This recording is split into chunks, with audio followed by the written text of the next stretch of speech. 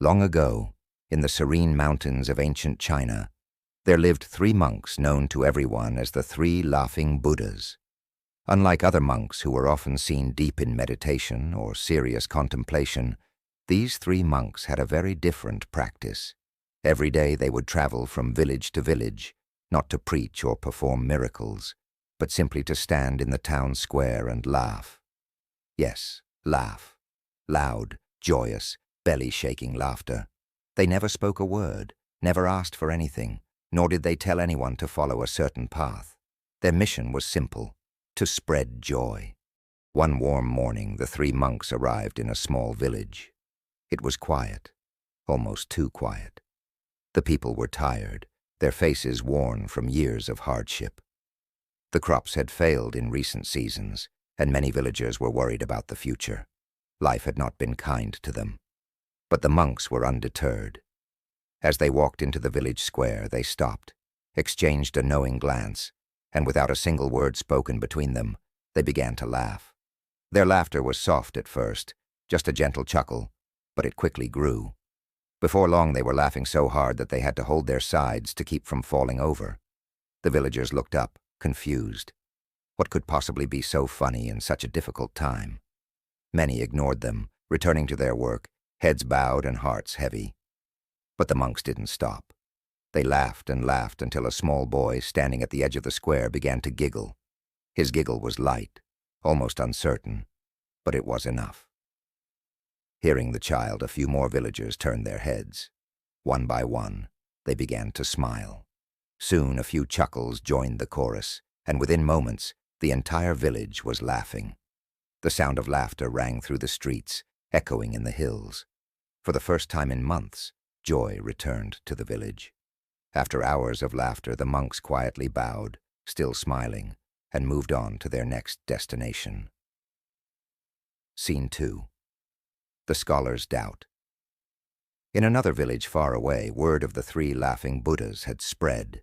Everyone was talking about them, their mysterious laughter, their journey from town to town.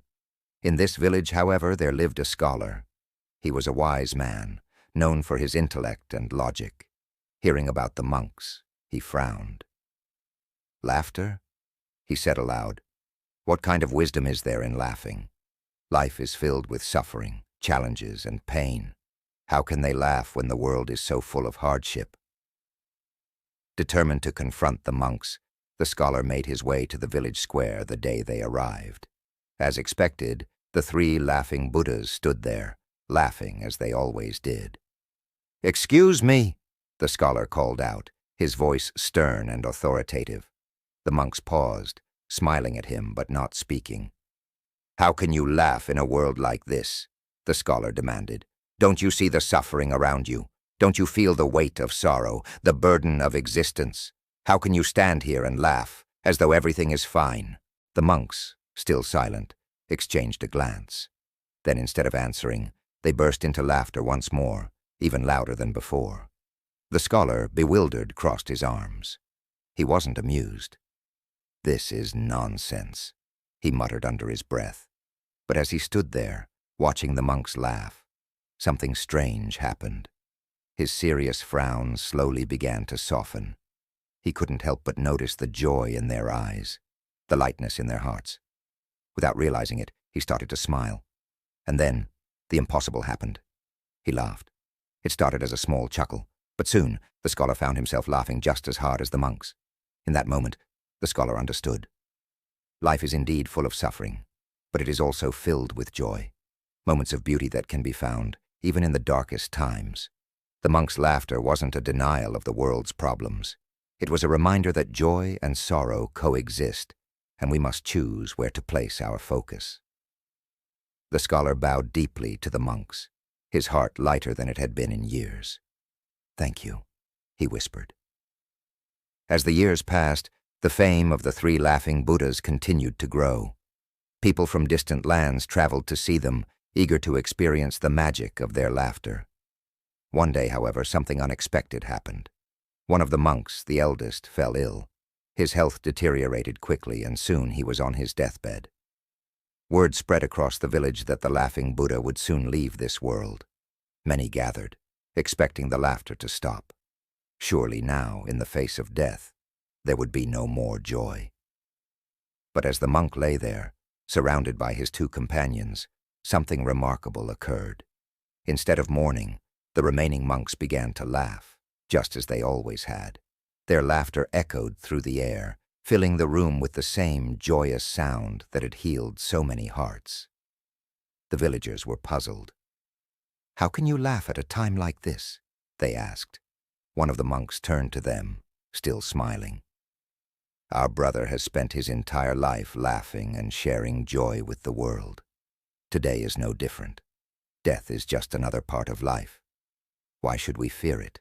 The dying monk, with his last breath, managed to join in the laughter, his face alight with peace. And then, just like that, he was gone. There was silence for a moment, but it wasn't sad. It was a peaceful silence, the kind that comes after understanding something deep and profound. The villagers, deeply moved, realized that the monks were teaching them one final lesson: that life is not about holding on to pain, but about embracing each moment with lightness and love. Even in death, joy can be found if we allow it. And so, the legacy of the three laughing Buddhas lived on, a reminder to all who heard their story that laughter, even in the face of hardship, is the greatest wisdom of all. So, what did we learn? Well, this story teaches us that while life is filled with suffering, it is also filled with joy.